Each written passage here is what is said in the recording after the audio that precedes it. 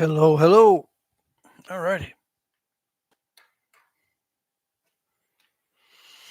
We are live 5 minutes early. I've been doing some stuff, just sitting around doing stuff before the stream. Okay. Let's see. Can we see our little friend over there? Keith Ricketts, you get the door prize. Yeah. Golf clap. Aaron Wilson's here. Hello, hello. Tommy Taylor is here. All right. Awesome. You guys are early. Keith, you're early. Yeah. And you get the door prize. Yes, yes. Um, I need to buy some Halloween candy or something. Yeah. I'll send you some candy. Mike Mason's here. Awesome. All right. Yeah, I was just thinking about the days, back in the days where I would do soups and smokes. I would have some soup, do some smokes. Remember those days? I kind of miss those days. And I got some silky dogwood bark. I'm going to try that while I'm waiting for everybody. Buckskin NYB, hey, hey. JF Baird is here. My chat is a little blurry. Yeah, mine's blurry too. Somehow the lighting is. Sometimes it catches the motions well, and sometimes it doesn't. I got all the lights on, and there's still light outside, but yet somehow I can't get enough light for the camera. Brandon is here. Hello, hello, howdy. Tommy Taylor, hello. Keith must have had it already typed up. Yeah, I think so. Mike Mason, nice thumbnail. Yeah, I was working on this. This is off-camera work. It's got a nice pattern in it. This is the last batch that I got that had the fancy gold sheen, but it has like this flame. It's a triple flow, and it's got this flame pattern in it. If you look at it a certain way. Yeah. This is off-camera work for somebody. So you can't have it. See that? It's going to be a knife. I'm going to make a complete knife. Maybe even a sheath to go with it. Keith says, let's smack that like button early. Yes. Buckskin NYB is here. I roll my own. Cherry tobacco is what smoke mainly. Yeah.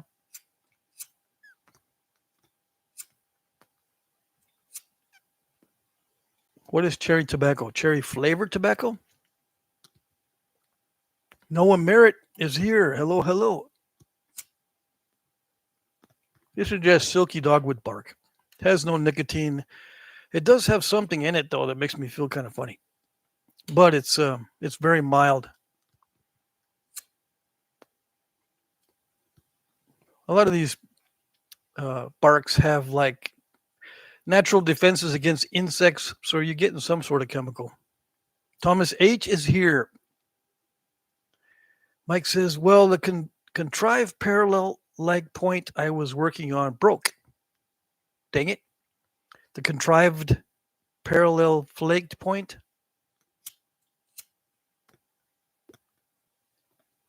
You got to do something about that, those thumbs and the spelling. Yeah, flavored, cherry flavored. I see. This is silky dogwood flavored. It doesn't stay lit. Not in this pipe, anyway.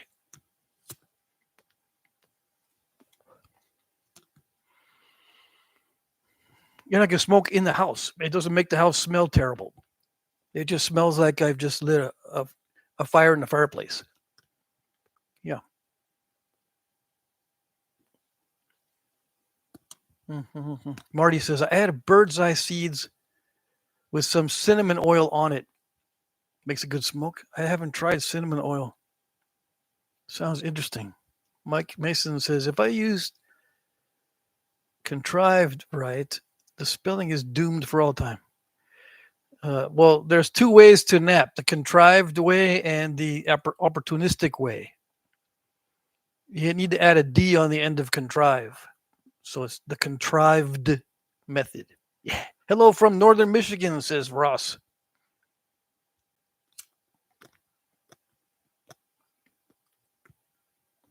I miss the days of the soups and smokes. So I'm kind of reminiscing about that. Aaron Wilson's here. Package will be in the mail tomorrow. Hope you like it. Hope you like the indirect rods. A little different than what you use. My friend is a machinist and made them custom for me. Awesome. I still have yet to use other tools that I've been sent as well. Harley or Smallzilla sent me some 3D printed tools I need to start using a little bit. I probably won't be using them a lot because they're not really my style, but they're interesting because they're 3D printed and they've got like set screws and stuff, so I can adjust the bits. But yeah, thank you very much, Aaron.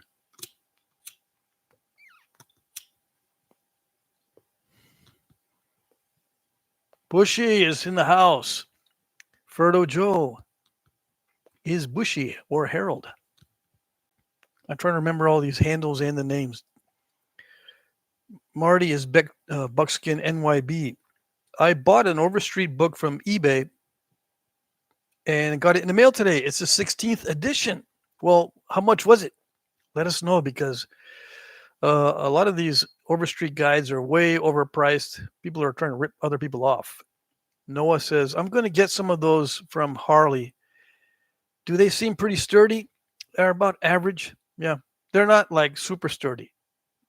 It's the 3D printed plastic stuff. Now, I don't know if you can get really, really sturdy 3D printing plastic or not. You got it, says Ferdo Joe. Ed Gould is here. One Ed is here. Yeah, so if I just say Ed, we know who we're talking about. He also goes by E-Money. Where the auction's not going on right now. So we don't call you E-Money unless it's Monday. Right? Or no? Tommy Taylor says, one Ed, Keith beat you. Yeah, Keith was here first.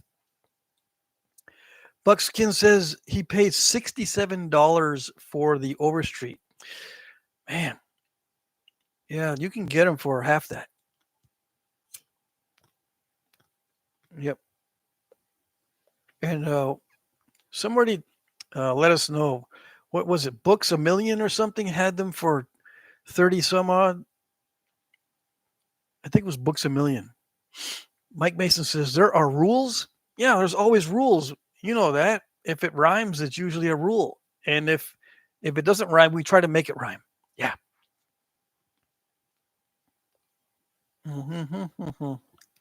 So yeah, I was busy all day doing side projects. Yeah. And last night. I had a weird sleep episode last night, right? Yeah, 'cause today's Friday. Yeah, last night I couldn't sleep, and then when I did finally fall asleep, I woke right back up, and then I said, "You know what? It's foggy out. It's almost 5 in the morning. I've never been walking around town in the fog at 5 in the morning because you can hear a pin drop." So I stepped outside and I could hear everything. I could hear, all the morning birds, you know, in the backyard and down the street. And yeah, I could hear like there was dripping water at the next house over. I could hear that. I could hear everything, and my feet were crunching the sand or whatever was on the sidewalk. It was the only sound at all, except for the birds. It was kind of eerie.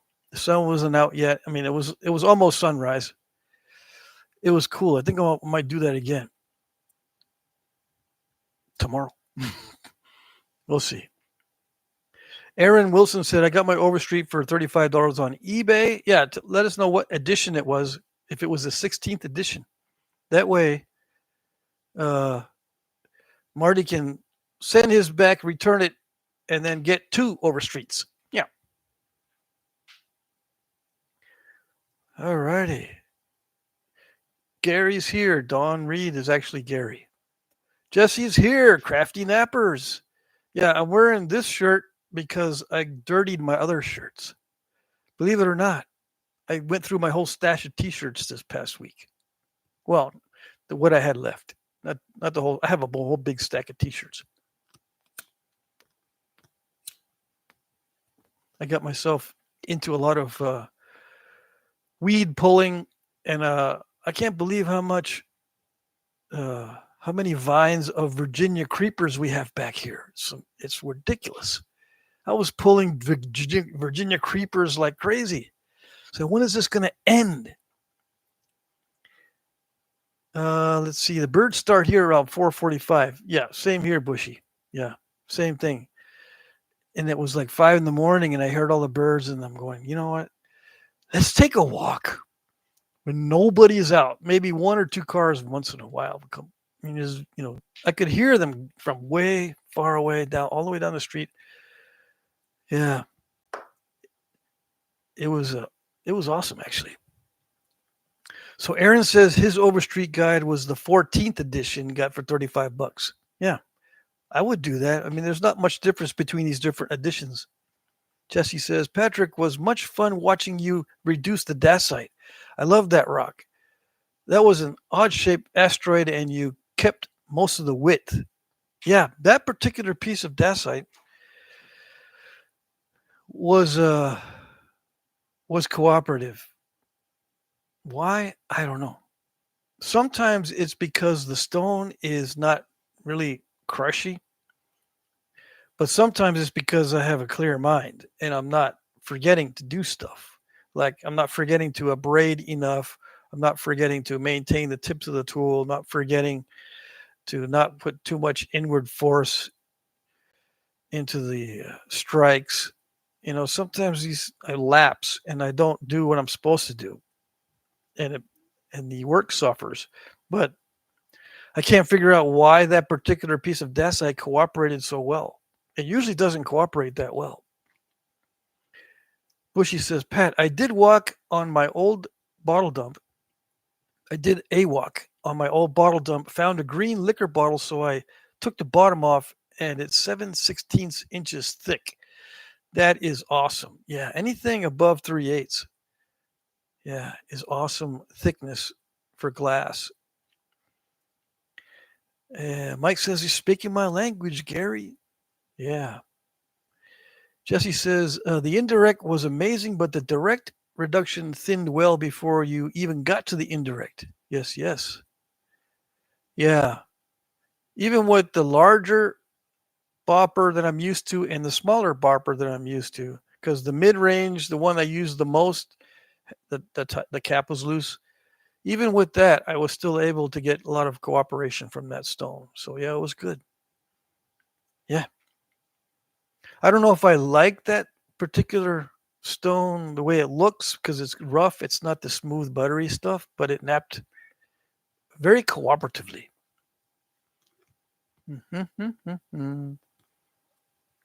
Jim Main is here. Hello, hello. I missed your entrance. Yeah, we just started. If you're new, we just started, right? We're going to go till 8. No, we're going to go till 10 p.m. Eastern time. Okay. And if you have questions, please ask them in a very precise way so that we know exactly what we're dealing with. Because some people say, does anybody know where I can find a quartzite that actually naps? There's different kinds of quartzite that actually does nap, but depends on where you are. If you're out in somewhere where there's no nappable quartzite, you're doomed. Yeah. But so let us know where you are exactly if you're looking for stone, and then we can tell you if you're doomed or not. because you need to know these things. It saves you a ton of time and money if you know that if you cannot go walking around and finding good rock. So don't even waste your time. And it's valuable to know that. So don't be afraid to ask. The only dumb question is the questions that are crafted by people with high IQs and many degrees. Those are the people that come up with the stupid questions in many cases. So don't be afraid. For the T-shirt slogans, how about "Don't smoke 'em, smack 'em"? Because most folks think we're on crack. mm-hmm. Mm-hmm. Yeah. Yeah. We need humor is good. Humor is really good. There's just too many ideas for T-shirts. I mean, I could spend all day writing slogans. I was on that site the whole day when I first picked a batch of shirts to put on my YouTube channel. I was on the site the whole day just to do a couple shirts because I'm reading all the features and the bells and whistles and stuff. And so, should I do that? Should I do this? There's a lot of other products, and I'm looking through all this stuff. And I don't know.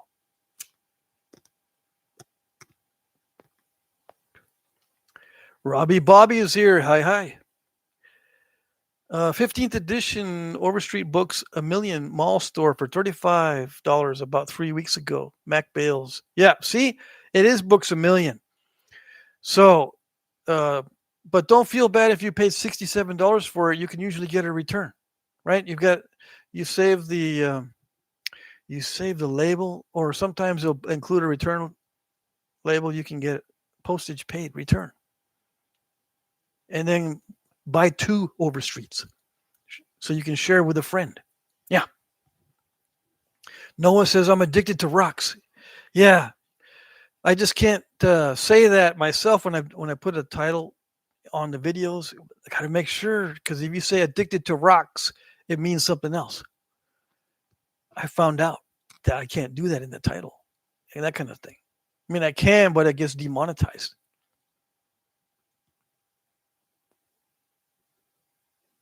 I have a T, badass snapper.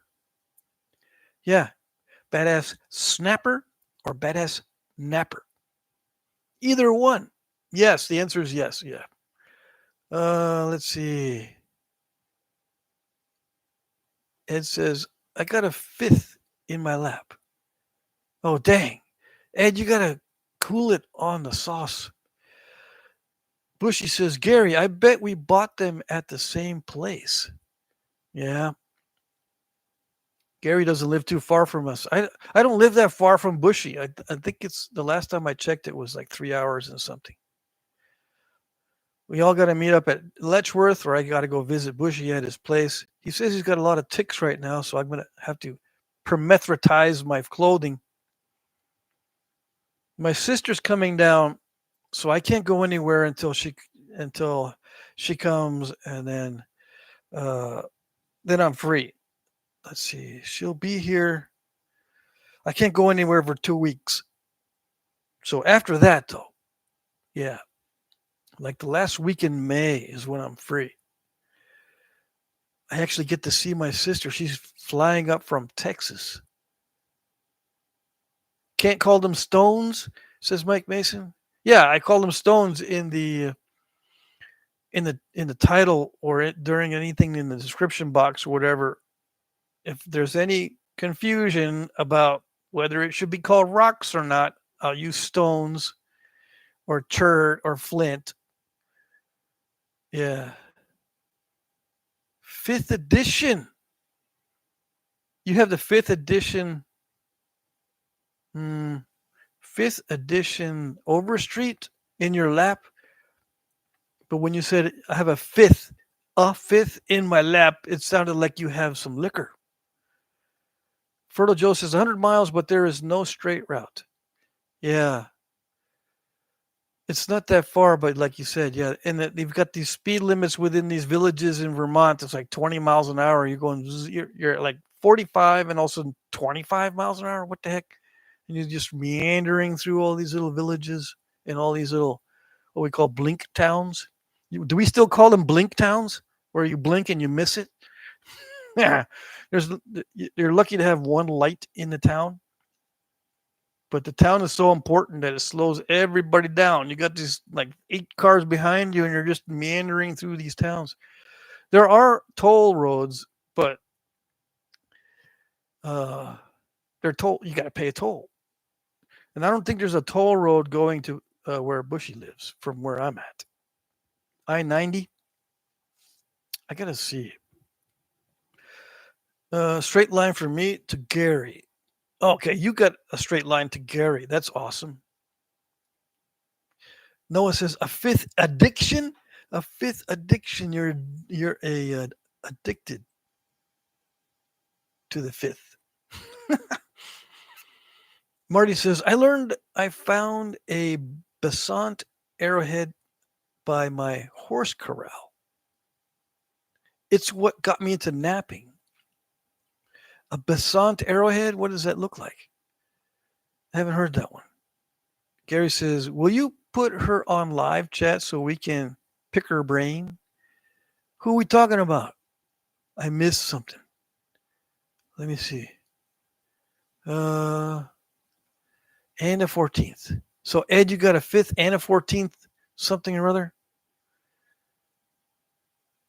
Jesse says, what a shame the robots or computers take everything so literally, like rocks, etc. Some comments get filtered for no reason. The human element is gone. No looking at what context it was used.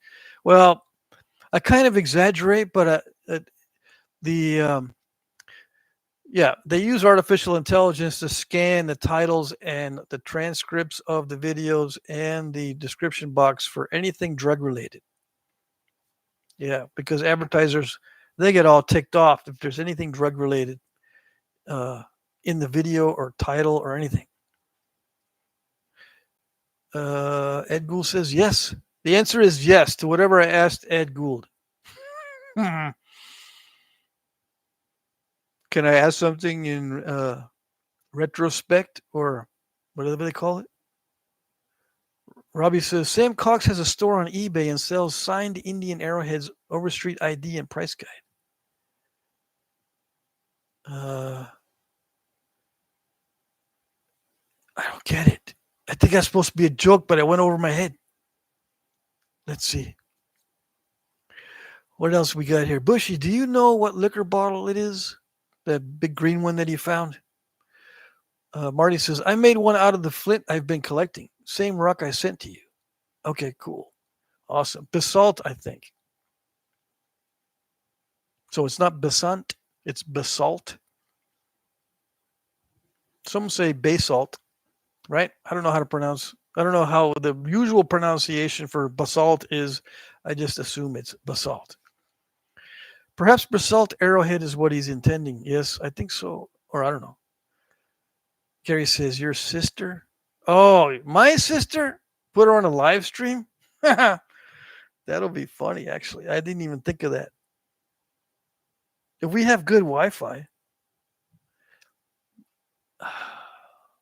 that might be an idea. We'll see. We shall see. So she'll get to see all the rock heads. Yeah. All the snappers. The rock snappers. Let's see. Mike Mason says, not quite Ricketts point. Not quite a Ricketts point from my garden. Ed says, edition Overstreet's Guide to Indian Arrowheads. Bushy says, we got Route 67 Vermont and Route 9 to Brattleboro. Yeah, that's where I gotta go. That's where I go, but I think I hop on Route 7 to go through Vermont instead of Route 9. Sam Cox is one of the editors for the Overstreet Guide. Do we know Sam Cox? Mike, some bottling company in Troy, New York for that green bottle he found. I think it was a quart bottle. Yeah, it's best to get 40 ounces or more. 32 ounces is okay, but bottles that are 40 ounces or more, those are the best. It's kind of a mystery bottle, yeah. Mm-hmm. Yep. I don't have soup today. I just have water. I'm giving my soup the last batch I made chicken. Well, it's what do they call it? Chicken stock. I'm giving it to little skunker.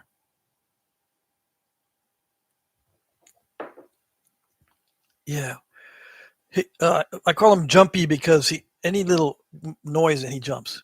He's the newest one. We've got like 7 or 8 skunks that come around in various conditions. Some are very healthy and some are getting old and mangy. Although all the mange is starting to go away, they're recovering from a harsh winter, I guess. Let's see. I'll look for more green bottles. There's hundreds of them. Really, thousands of them. Bushy's got a bottle dump on his property. All right, so what was I doing earlier? This is what I was doing earlier. I was messing around with what they call a crooked knife. Yeah, crooked knife. Okay. So you hold it like this. Okay. And you draw it towards you when you're cutting. But you can also flip your hand around and cut away from you. Now, right now, it's got a triangular point in it. So you just cut a, what is that? It's not a slot. You cut out part of the wood. Okay, so it's in line. See how that's in line with the handle? This upper part? It's this way. So when you hold it in your hand and do it and pull like a draw knife, you're engaging that edge there. Okay. Now, what that is a triangular, not only a triangular point in overall shape, but it's triangular in cross section. So it's got a ridge on the top here. Okay. So when you sharpen it, you bevel it. You chip downward like this, flip it, and chip downward on the other side, and you end up with a triangular cross section. Okay, and it gets short pretty fast because you got to keep resharpening it. Now, I started with a triangular flake, triangular cross section flake. It looks like a banana, it looks like an orange slice of an orange, so to speak. And this is the natural edge here. It gets dull really, really fast. But I had that originally in here. So you can use flakes to stick in the crooked knife. You can use what looks like a projectile point. What I've got this wrapped with a rubber band. Let me take that off so you can see. You want to see what that is in there? I made it to fit my hand, so if I give you the dimensions, it's not going to fit your hand because your hands are probably bigger than mine. All right, let's get this thing unwrapped. Okay. All right. Yes. No. It's not going to work. Come on. Come on. Come on. Rubber bands are such a good thing until they're not. All right. So this is a heavy duty rubber band. I get them off of Amazon. It's a lot faster than trying to use sinew or rawhide. Okay. So this is how they go together. It's a show and tell time. So this is just like a regular point, but on the base, it's got like a bevel, almost like it's a scraper. It's got a, let's see, move that way, and then move this way, and then closer. You can't see it, but you see how this is cut. Move your head this way. Move the object this way. See that angle? It's not the other way. Because some people say, cut it the other way, dude. That way you can stick that and lock it in. If you've ever used a stone tool, you know that if you lock it in, it's just going to snap when you start using it. So you cut it this way, and that bevel matches up to that angle. Move head this way, move object that way. Okay? And then you have to make sure that the point stone is the same width as the wood. Can you see it? Now you see it, now you don't. It has to be the same width as the wood so it wraps nicely. Nicely. Okay? You get it? No? It's okay. Don't worry about it.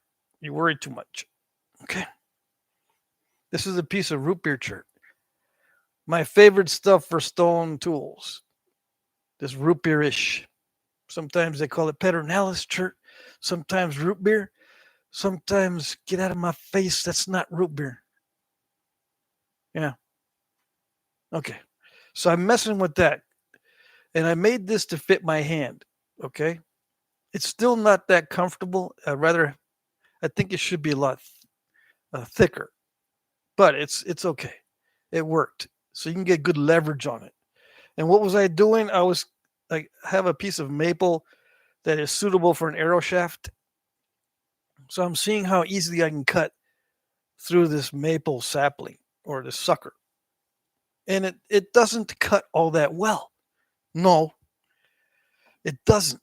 Not compared to my knife. I compared it to a steel knife. Steel knife, yeah, 1, 2, 3, and it cuts right through it. This one is like a rat is munching on the branch. You got to go. It's kind of like a sawing motion almost. That's not gonna. I'm gonna hit everything in sight. But anyway, you have to almost like a saw, but one direction. Slice, slice, spin, slice, spin. But if it's growing, you're gonna have to sit there and go, and then other side, and try to shave around a lot, and then snap it. I'll show you when I'm out in the woods using this stuff. Okay? All right. And if I can't use that, if that little knife is not going to work for me, if I break the tip off or I bump into a tree and it goes ding, oh no, I didn't bring a spare. I will bring this. And I will get my arrow shafts. Yes, I will. What is it? It's an ads. Okay? I'm gonna do an ad for the ads. Okay? Ads are great. Ads are good. You should use them. Yes, you should. Now, this will make quick work of arrow shoots, but you got to do a better. This is a scraper bit. I had to put more of a point on there if I want to do a quick number on these little suckers or shoots. Okay. This is the closest thing that I can think of that Native Americans used as tomahawks. Okay.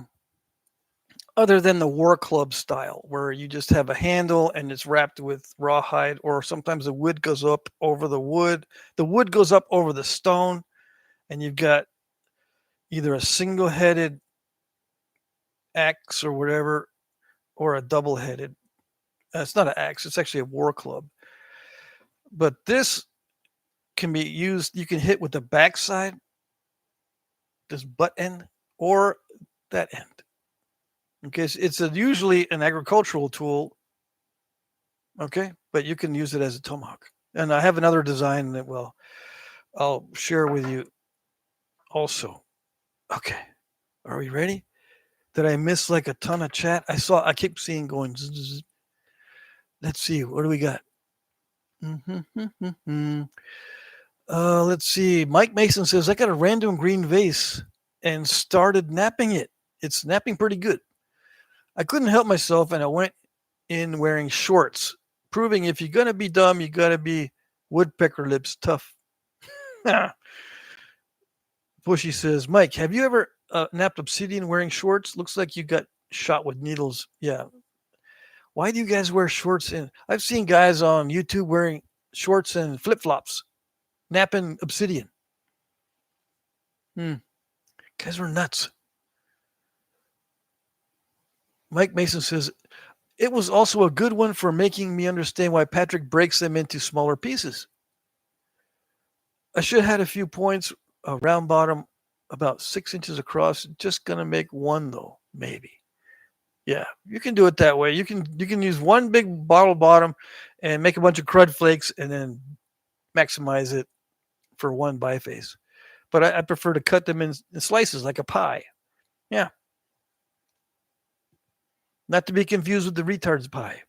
Yeah, although it does apply. Yes. All right. So Mac Bale says I find the metal crooked knives very handy when woodcrafting. Uh, I don't find them handy, but they work. I'm not saying that you don't find them handy. Okay, I'm going to give you my take on it, which it might offend some people. Okay, fair warning. I don't like crooked knives. They make my wrist feel very fatigued very fast. And the first thing that people pop up, the first thing that pops up in people's heads is you're not doing it right. You're not holding it right. And if you hold it right, it won't make you feel bad. I must not be doing it right. Anyway, I have better luck pushing away from me when I'm cutting than pulling toward me. I have better luck and better, I don't know, better feeling and less crampage. I don't get carver's cramp if I push away from me. Yeah. So when I'm using a knife, where's my knife? See, I refurbished this one. If I use this to cut, I'm cutting away from me. I don't turn around and shave toward me like this. It's awkward. It feels awkward, and it's very fatiguing for me. That's my take. But I will use the crooked knife because it's something that was used a lot. And not only was it used for woodworking and stuff, but it has been found in napping kits. So how do they nap? Why was it in a napping kit? Well, you can strap a piece of bone or antler to this and use it as a pressure flaker. And I've seen a guy on a video that used it as a pressure flaker in the carving configuration where he had his thumb on it like this and tried to nap with it like that, as if he was carving in some way. But no, you just switch your hand around like this and use it as a pressure flaker. Yeah, like a curved antler. And then, and it's very handy because you can put all kinds of stuff in there. You can even put a stone in there and hit it like a little billet. Yeah, why not?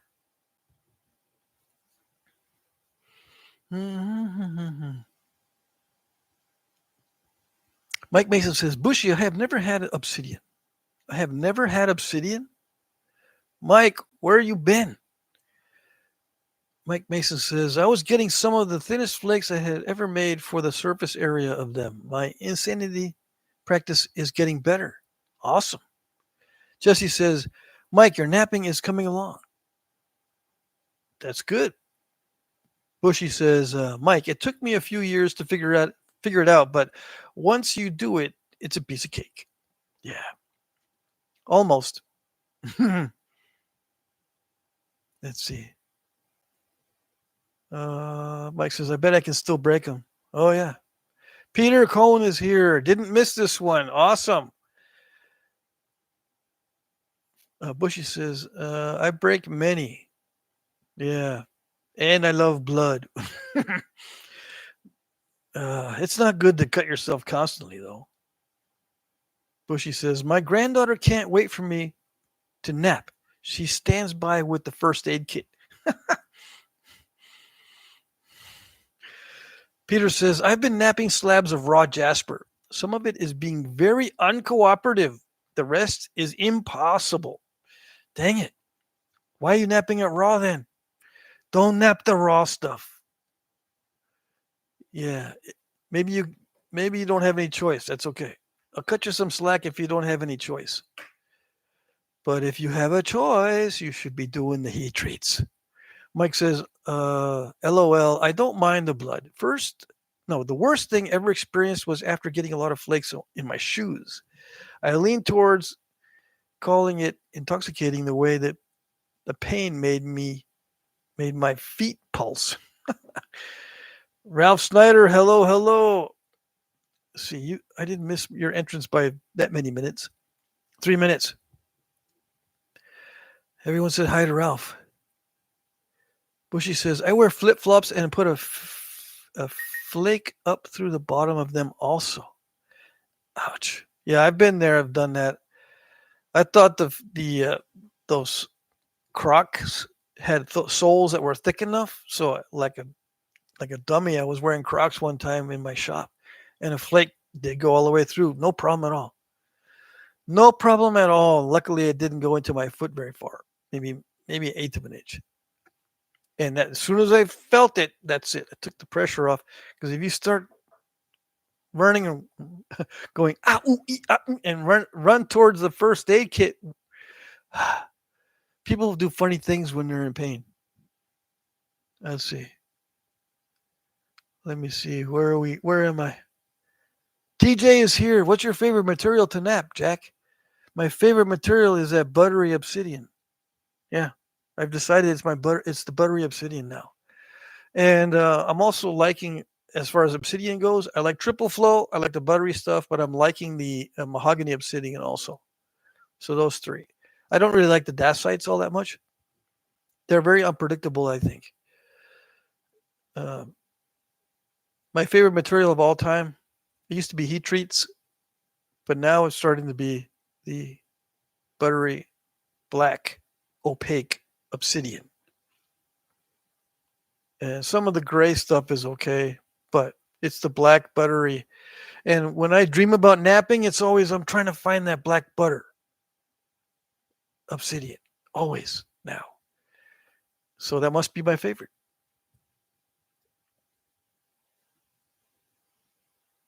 It's hard to choose a favorite though because so many heat treats are nice. And yeah, uh, they are nice to nap, but I never fully enjoy napping at all because it's always a nail biter. Yeah, I enjoy the results much better than the journey. But everybody knows that already. Okay, who do we got? Who joined us? Marty Emerson. Hey, hey. Let's see. Buckskin NYB says, I mailed you a couple of pictures of the points. I emailed you a couple of pictures of the points I'm talking about. Yeah, sometimes I'm not able to see. See, they come in and then, okay, I don't see nothing. It takes forever for them to. Okay, here we go. No, it's too bright. Let's change the settings. Yes. Yeah. Okay, so Buckskin NYB just emailed me these. Email me the picture. There it is. So they look like La Mocha points. If we're talking about points that are around here. Peter Cohn says, I wanted to see if it would make a flake well enough to bother with a heat treat. All right. When it was, I was too distracted by napping to stop and heat it. Marty says, good evening, Pat. Good evening. Marty Emerson is here. Hello, hello. Good evening. Ralph says, Ed, Keith, Brennan, Marty. Yeah. Everybody say hi now. We've got 31 people watching. Living life is here. How do I know? I don't know. Mike Mason says, I have a piece of square glass 5 by 5 by 1. I don't feel ready. Yeah, just pick at it a little bit and then come back to it. AM is here. Hello, good morning. He says good morning. Is it good morning where you are? Yeah. AM. So does AM mean in the morning? Or does that mean something else in your handle? Your handle name is AM, so I think someone's playing a joke on you. I don't know. But nobody commented on my crooked knife. Oh well. It was a nice distraction while it lasted. Uh kind of. It's 2:39 a.m. where you are. AM. You must be in the UK or something, right? Or in Europe somewhere. Mm-hmm. Yeah, we have people from the UK on the live streams quite a bit. Yeah, I think they're 5 hours difference in the UK from here, from Eastern time. I have a stepsister who lives in England, and I think that's what she said. But anyway, we have internationals in the house.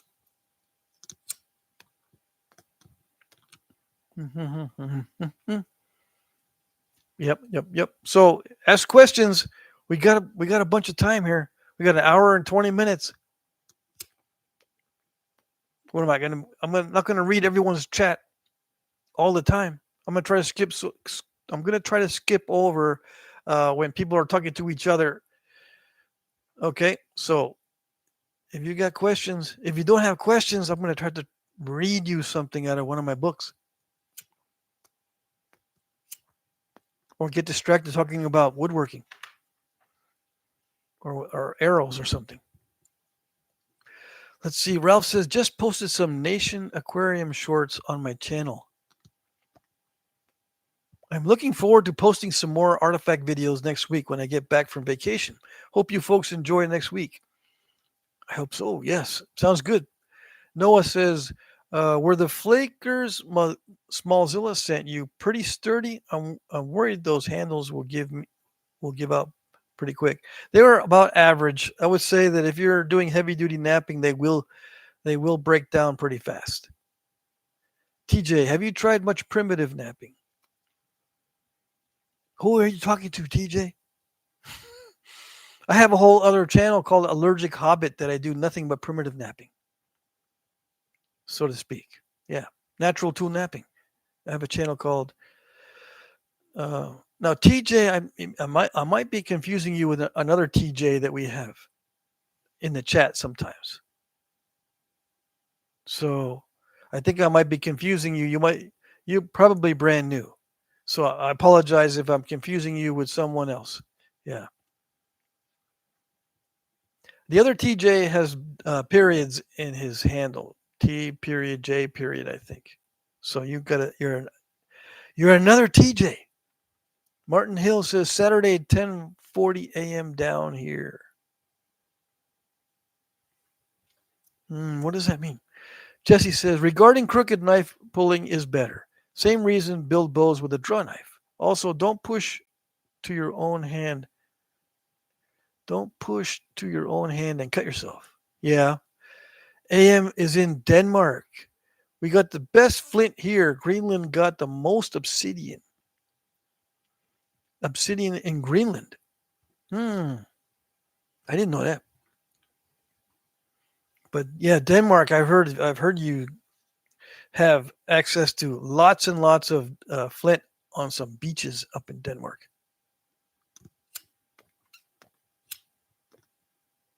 Is that where you collect your flint, on the beach? AM, pack up a few tons and ship it over here. Yeah, the bad thing about Danish flint is it costs a fortune to ship from Europe to the States. Yeah. Let's see. Ralph says, I have several Jack Crafty videos to get caught up on watching. Mike Mason says, what can I do to better mitigate stepping in my glass snapping during indirect? I'm using steel and use a shortened wood axe handle instead of high density, whatchamacallit, due to availability. Okay, let me try to think of something that you can use besides a wood axe handle. Um, Using a steel flaker. What can you use that's something around the house? Trying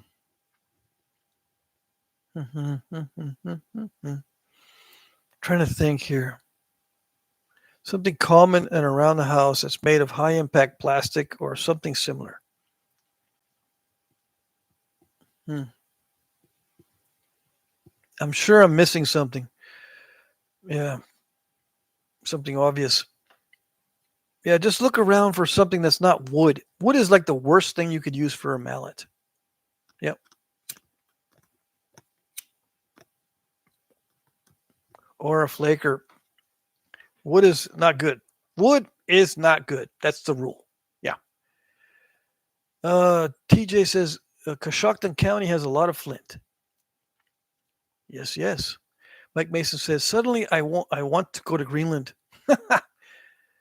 TJ says bone. Oh yeah, you can use bone or antler, Mike Mason. But do you have access to antler or beef bone? Tough beef bone, because you can get beef bone that will break extremely easily, especially if you're hitting on steel. Um, but antler, yeah, you can use antler. It's better than trying to use wood, unless you have the exotics available to you as far as wood goes. Like if the wood is heavier than water, it might work okay, but it'll get chewed up fast. Let's see. I think we should invest in sandpaper, says Ed Gould. What does that mean? Mike says, yes, I can get either. You can get either of what? AM says, Frodo Joe, I have no experience in shipping, not tons. Yeah, don't worry. Uh, People have already looked at shipping from the UK and from Europe to the United States. It's just ridiculously expensive. Yeah. I don't know why they don't like you doing that. It must be because they don't like you. They don't like nappers over there in Europe or something. Ralph says probably best to ship bifaces or preforms from Europe. Cuts down on shipping costs. Yeah, you're right about that one. So I know someone in the UK that is going to be doing that, shipping bifaces and spalls, nice spalls. Slab it out and ship it, says Gary. Yes, yes. I can get either antler, whitetail, or cow bone. Antler is closest at hand. Use antler instead of wood, Mike. Yeah. Always use antler or plastic for the mallet. That's your best bet. The wood, even though a lot of people are using wood because it's readily available, it's the worst thing you can use for the mallet or the flaker. How often do you do live videos on YouTube? Asked TJ. 3 times a week. Okay, Monday, Wednesday, and Friday. I do live streams. They're all 2 hours. I might start cutting back to 1 hour. We'll see how it goes. I'm doing them uh, 2 hours long because some people, for some reason, don't get notifications, and I want everyone to be able to participate. I want to be able to talk live to people and answer questions. So Monday, the live stream is at uh, 6 p.m. to 8 p.m. Eastern. Wednesday, it's 2 p.m. to 4 p.m. Eastern. And then Friday is 8 p.m. to 10 p.m. Eastern. Okay? And we can talk about anything we want. But Wednesdays is when I nap on video.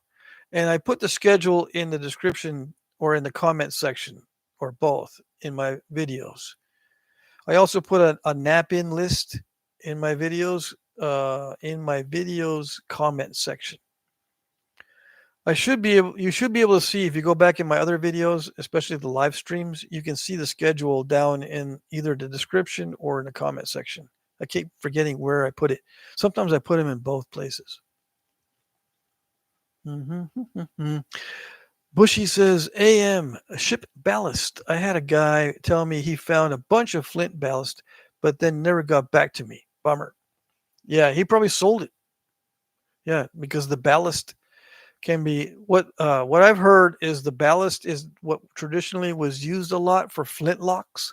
That type of flint is good for flint and steel, the flintlocks. So you can sell them the ballast stones to uh, reenactors that use flintlocks, or traditional hunters that use flintlocks. Jesse says, I realized on glass and obsidian,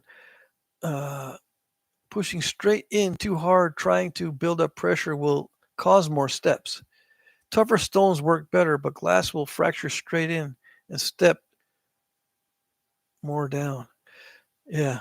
But glass is very predictable, especially the bottle bottom glass. So if you're getting step fractures, that means that your technique is off. Something in your technique, it's not the material. If you're using bottle bottom glass, it's never the material that's acting up. It's you. So it's good to use bottle bottoms in that case because of that. Now, everyone goes through the stage where they can't do anything because the step fractures are driving them nuts and they think they're going to quit and then start making bone arrowheads and screw that. No more stone. Everyone goes through that. Every single buddy. There isn't, even the guys that learn napping in 3 weeks, they started with a bunch of step fractures. Yeah, you just got to practice. Keith Ricketts gave me $5 on the super chat. When you see a ridge to run a flake and smack that platform and flake runs all the way back where it started, then you know you're napping marbles. You hit that flake so hard that it came right back to where it started. Dang.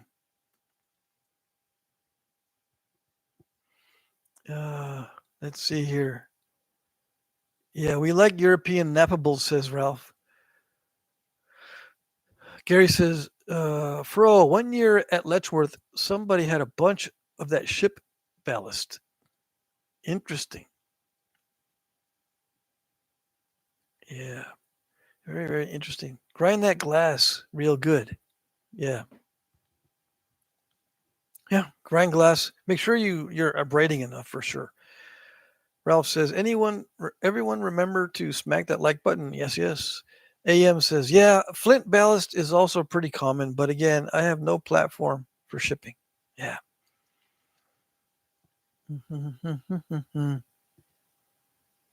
Yeah. There are places online that you can set up a commercial shipping operation, but you've got to be shipping literally tons.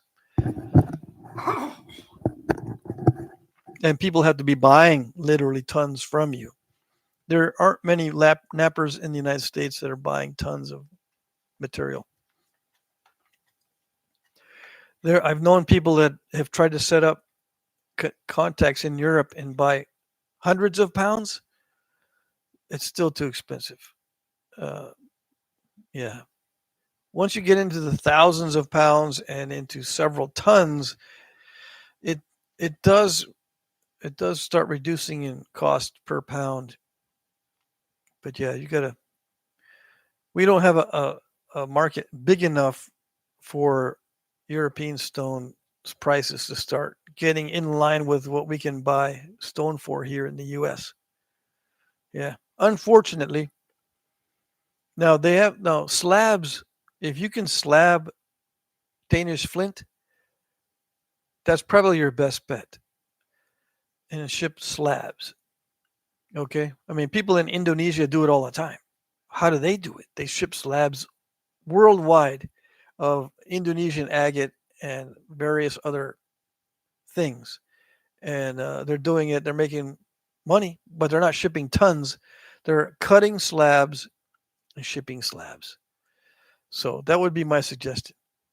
Jesse sent me $5. Thank you. Thank you. All righty. Yeah, if you don't abrade glass well, it will crush. But the step fracture thing, you have to, what I used to tell people is if you're getting step fractures, just start with little flakes. Start with flakes that you don't get step fractures with. I always get step fractures even with the smallest 1/16 inch flake or a big old 6-inch flake. There's always a step fracture, no matter what. So what are you going to tell me? Start small. Eventually, the small ones won't have any step fractures. And then you start trying for longer and longer ones. But some people are not patient enough for that. I understand that. I get it. But that's what I used to tell newbies. They didn't like it. So I just stopped telling them and I just said, the angle's always the same. Yep. Don't worry about that. Just do the same thing over and over again until you get different results. And they go, that's insanity, man. Exactly. Bye bye. Have fun. Ralph says, European flint slabs. Yes, please. We've got Armenian obsidian being sold as slabs. We have Brazilian agate being sold as slabs. We have Indonesian agates and jaspers and all kinds of things sold as slabs. We have Australian mookaite being sold as slabs, and they're shipping them internationally. So how are they doing it? You have to set up a slabbing operation and buy the lapidary equipment and all that. It's a pretty good investment if you want to be a slab seller. Yeah, slab seller. Yeah, I should do a T-shirt for you guys called Slab Seller. I wonder if that could be mixed up with anything else.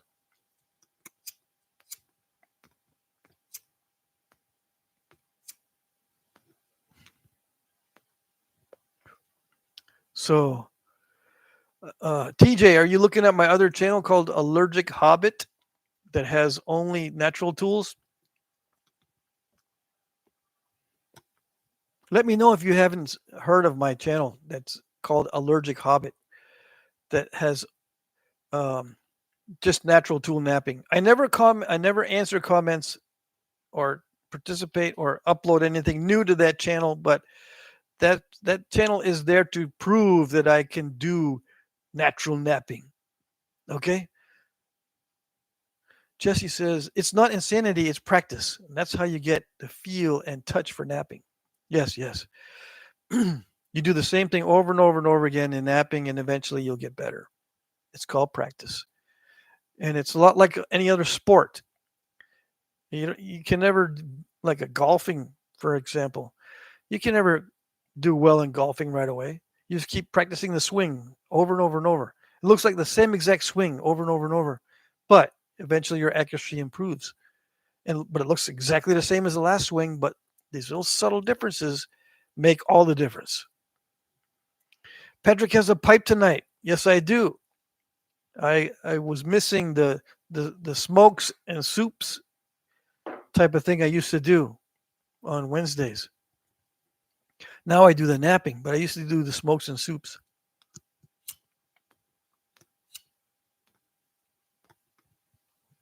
And I have silky dogwood bark. Silky dogwood bark. What is that? Don't worry about it.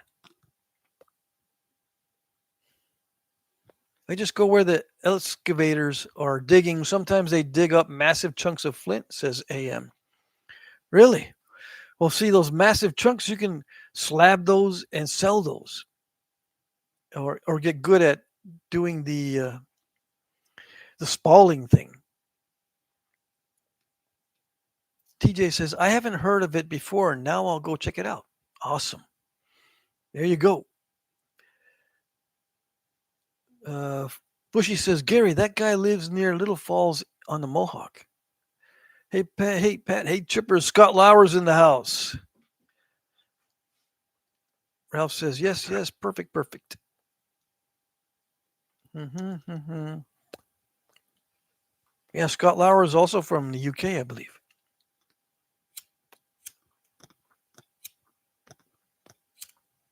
Where's David? Mm-hmm. David from the UK is not here yet. Peter says, I'd much rather buy spalls than slabs. Yeah, me too. I don't like slabs that much. Why? I don't know. Well, they're usually not thick enough. I like the slabs to be 3/8 of an inch thick, or minimum 5/16. Yeah. Jim Cooper says, hey guys, what are we talking about?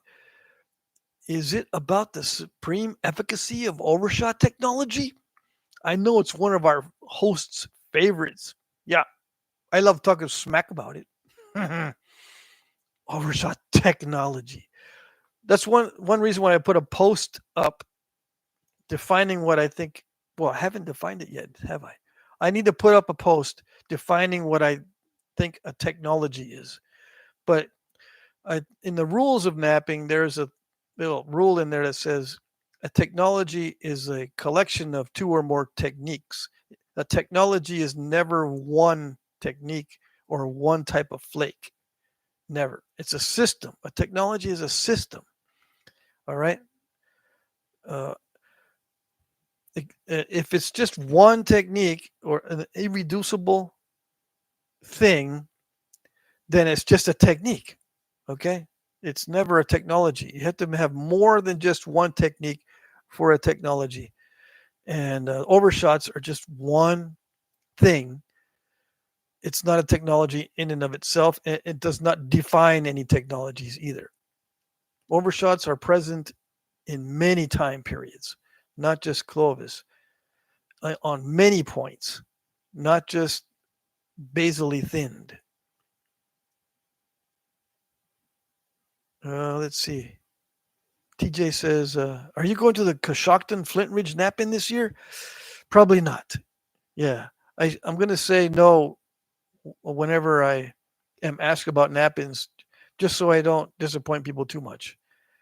Um, Technically, I can go anywhere I want, anytime I want.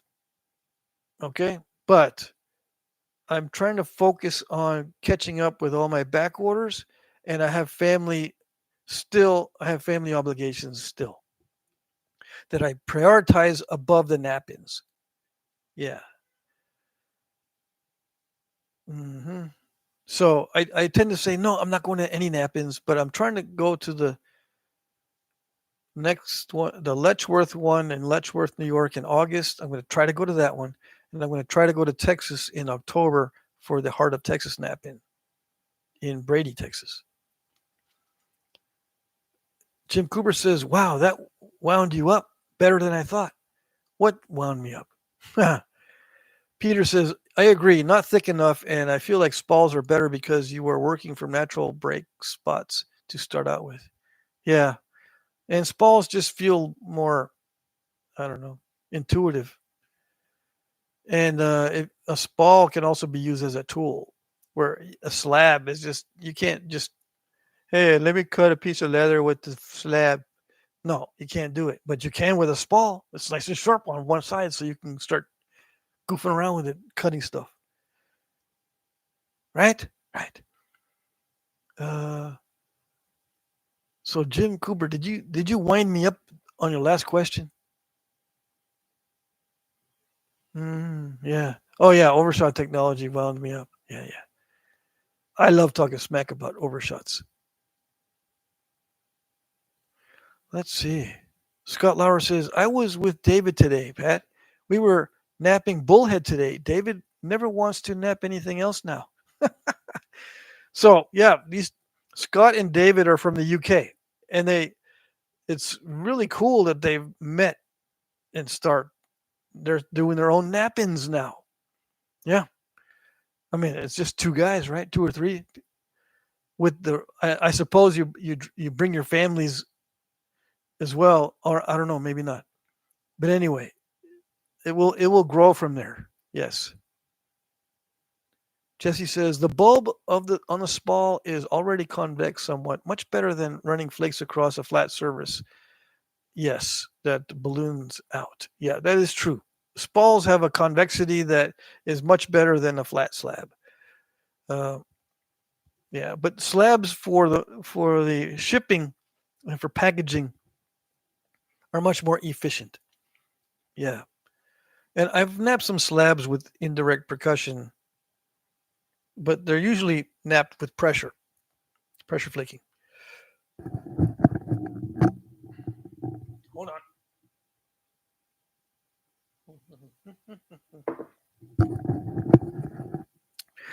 Okay. Is anyone being annoyed by the on-air sign yet? Because sometimes, like on one of the last live streams, someone said that it was starting to burn a hole in their eyeballs. Mike Mason says, "Well, guys, I feel like calling it a bit early today. If the other mics show up, tell them I said hi." Alrighty. See you later, Mike. Uh, Ralph says, "Scott, I saw your video on that uh, British nap-in. Great times. I gotta watch that video." Yeah. No Sal tonight. Yeah, where's Blades and Points? Sal's not in the house. Is he grounded? I don't know. He doesn't talk to me about that kind of stuff. Nope, nope, nope. and I haven't seen him. Well, I think he did comment on one of my videos earlier today, so he's around somewhere. Yep, yep, yep. Let's see. So yeah, I'm going to be doing uh, woodworking with the crooked knife and with the adze, and I will be making a tomahawk or a war club or both. But the tomahawk's not going to be what you think it is. Yeah. Oh well. I'm not going to get a million views because I made a tomahawk out of obsidian and cut watermelons and tomatoes. Oh well. Bushy says, storm nearby, button down the windows, BBS. Be back shortly, I guess, right? The storm is going to roll in. Dang it. I think I've got everything's closed up. The shop door is not open. Let me check real quick. Hold on. I can see it from my window if the shop door is open. Is it? I don't. I don't think so.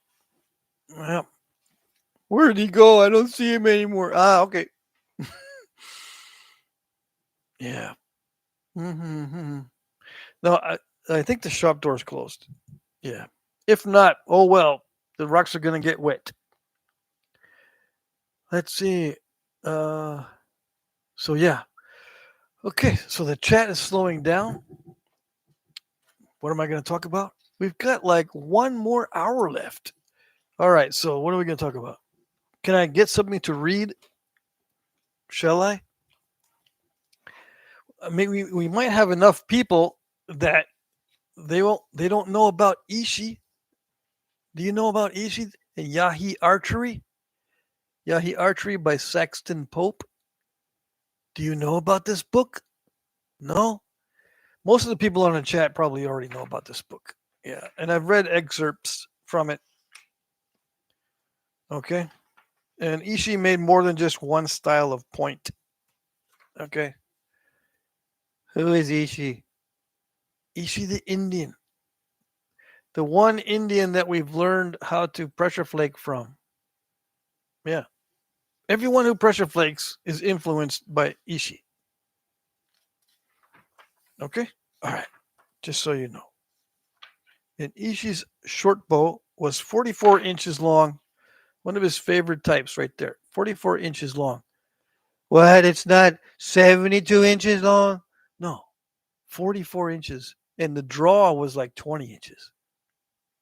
People say, when you shoot with a 20-inch draw, that must have been like 35, 40 pounder. That's it. If you're lucky, because it looks really thin. Look how thin that is from side view. Look at that. And the handle, there's no thickness in the handle at all. What's up with that? It must bend a lot right there in the handle. I don't understand it. Exactly. It's thin, it bends through the handle, and it's shot differently than you think.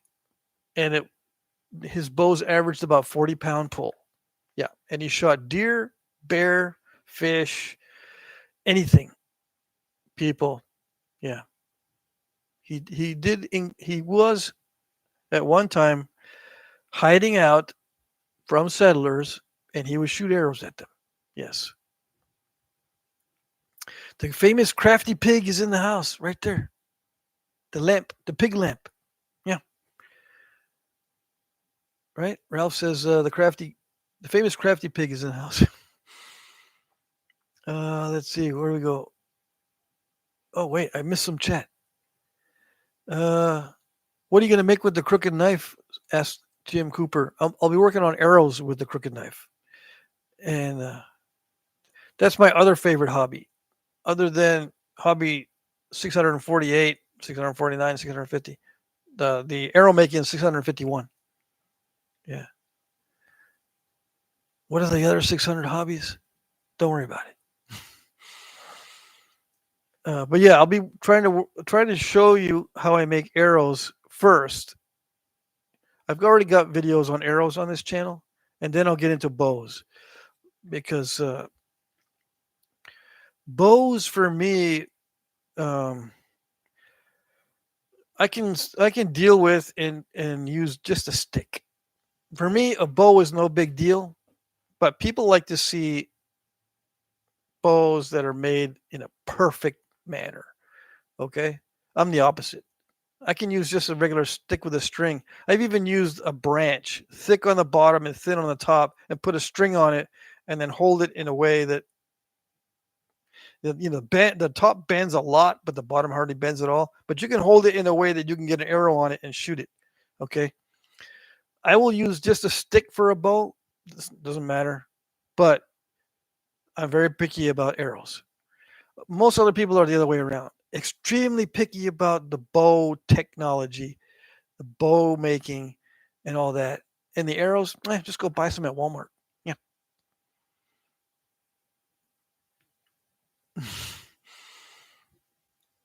Jim Cooper says juniper, if memory serves. Yeah, this one here. Um, let's see. What did I read on this one before?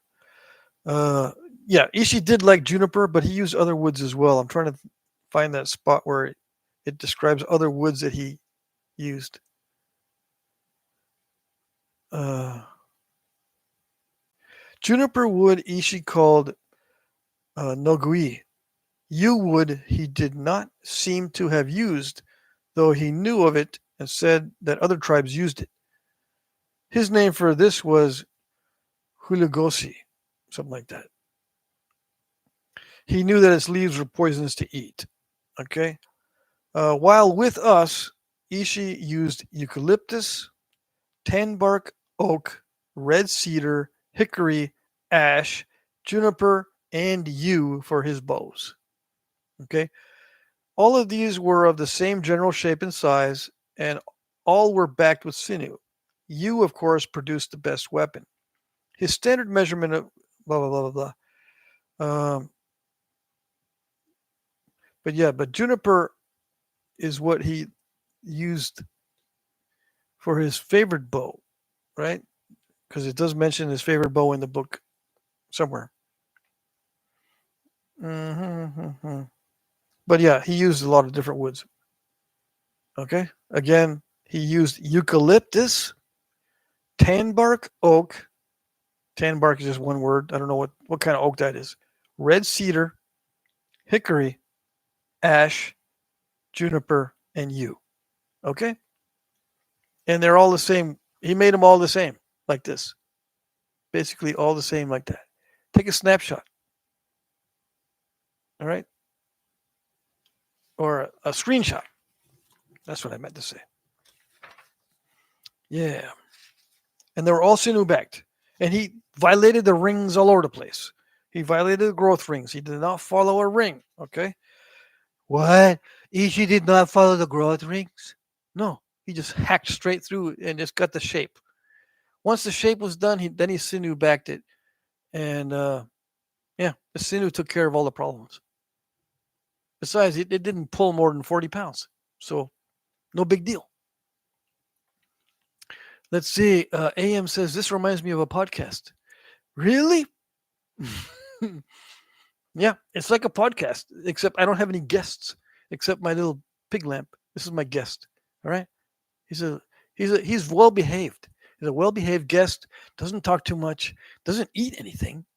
He doesn't want to drink or smoke on the live stream. He's excellent.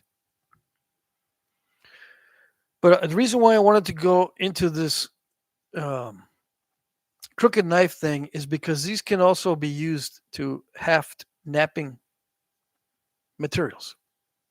Okay. And some people have erroneously tried to use the crooked knife handle with a knapping tool or a bit for knapping in a way that looks like they're trying to use it to cut wood or to shape wood. It's the wrong way to use it. Okay. If you have like your grandfather's crooked knife handle and you're a napper, you're going to put a piece of antler on there. Yeah. And you're going to nap with it because it's a family heirloom type thing. And if you want to use it with a stone flake like this This is a stone flake, just right off the nodule. You can use a stone flake. Okay, you can mount it either way,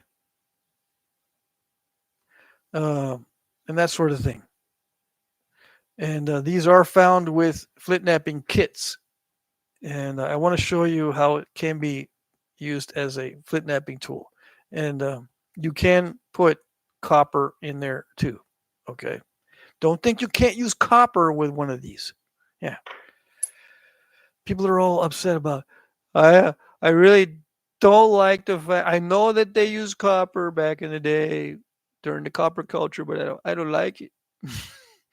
People don't like the knowledge when they get the knowledge that Native Americans had copper. They don't like that knowledge. They go, no, they didn't use it for knapping. They use it for everything else. They use it for awls and jewelry and beads and masks and ceremonial items and even utensils for eating but not for knapping.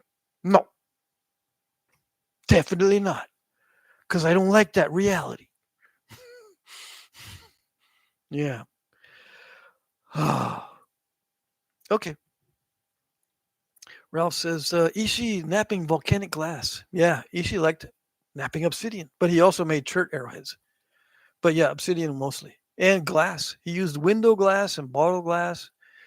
Jim Cooper says, I've been splitting up a cedar log for arrow staves.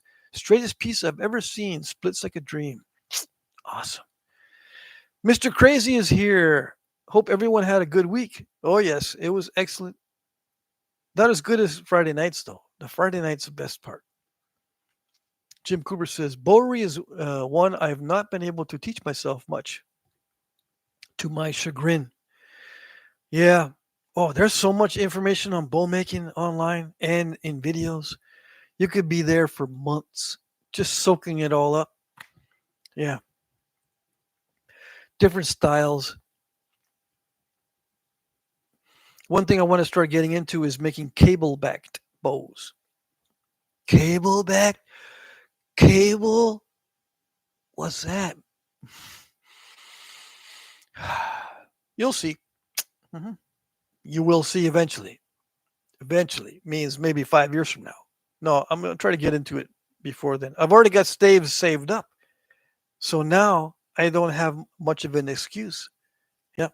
I've got staves of maple, hickory, oak. I even bought some oak boards from Home Depot. And what else do I got? I'm going to get some black locust. I'm going to go visit Bushy and get some black locust soon. I keep saying that, but I need to go down there. Yes, yes. Because he says he's got lots of black locusts and stuff. Hmm. Ralph says that crooked knife handle is kind of like those removable blade knives. Pretty damn cool. Yeah, it's the ancient utility knife handle, and you just insert blades. You bring a bunch of these with you as spares because this is just a triangular flake off of a nodule. You can put any kind of flake on there, and you can scrape flesh off a hide. You can nap with it with a piece of antler or bone on there. You can even put a piece of stone on there and use it as a hammer stone with a little handle on it. How do I know? I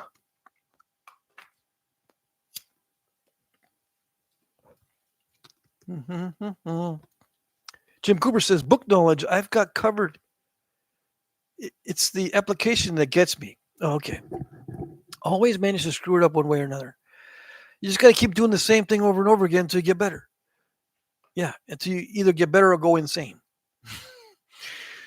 Let's see. Someone is in the. Okay, Jeffrey Jin. Hello, hello.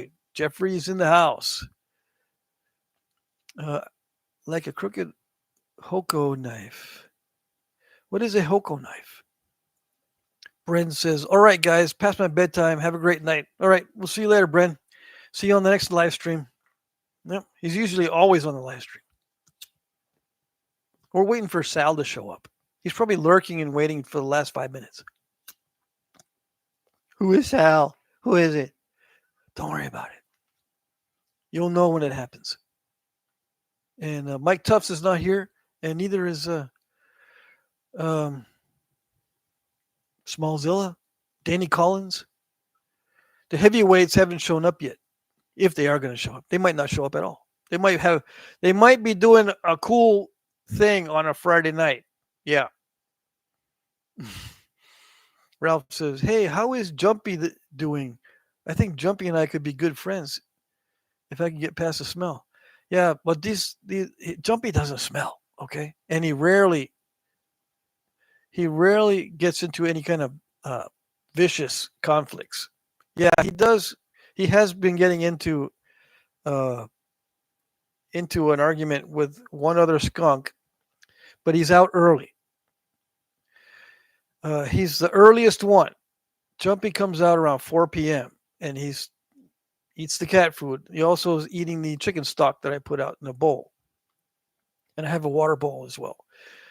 So yeah, and in my food scraps, if I have chicken bones from my soups that I make, I pull the bones out and I save them in a bowl and I just throw them out. But I had a gray fox scare him away last time. The gray fox ate all the chicken bones. After you boil them long enough, they're soft enough to eat. When I make my soups, I usually put them in the crock pot overnight. The whole chicken overnight.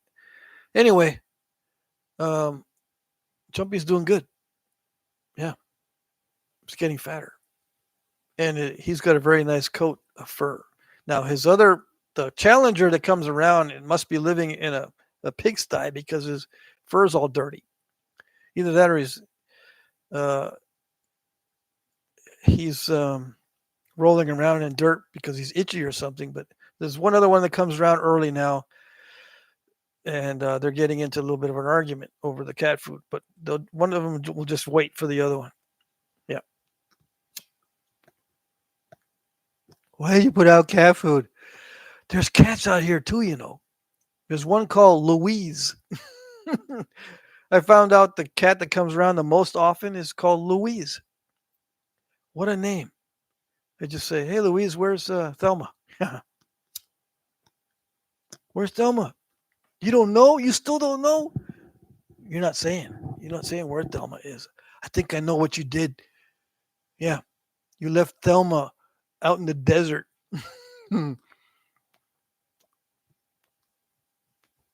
Let's see. Um, what did I miss? Did I miss anything? Let's see. Yeah, Ralph. I hope that answers your question. Yeah, Jumpy is still Jumpy. Jumpy the skunk. Um, the next one that comes out is called One Spot because on his back the markings look like an exclamation point. He's got a stripe and then a spot right down at the bottom, and looks like he's got an exclamation point on his back. I call that one Spot. And then there's one that's almost pure white on his back with no stripe at all. That one is vicious, big. I think that's a big female. I don't know what to call these other ones. And some of them have mange, and I don't know where they picked it up, but it's getting better. But they don't show up until after midnight, so I don't get to see them unless I have insomnia. And I can just open my front door and look at them. They don't run off. They're used to me now watching them, and I kid and I go, in a skunk voice, "Hey, dude, just take a picture. Stop staring at me. I'm eating here. Hey," and they, "You smell like crap, dude. You need to take a shower." Even though.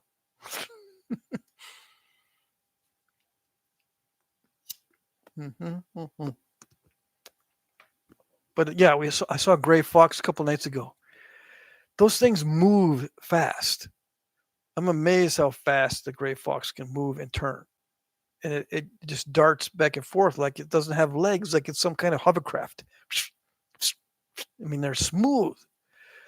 Skunks are like boing, boing, boing, boing, boing, but they're like an uncontrollable little water balloon. When you roll a water balloon down a hill, it goes boing, boing, boing, boing, boing, boing. That's how skunks move. The fox is very precise, deliberate, and it knows when I'm watching it. It'll look me right in the eye. I'm watching out my kitchen window when the fox comes in because it doesn't like to go to the front. the fox will go to the side and he'll sneak up next to the house and grab a chicken bone and take off.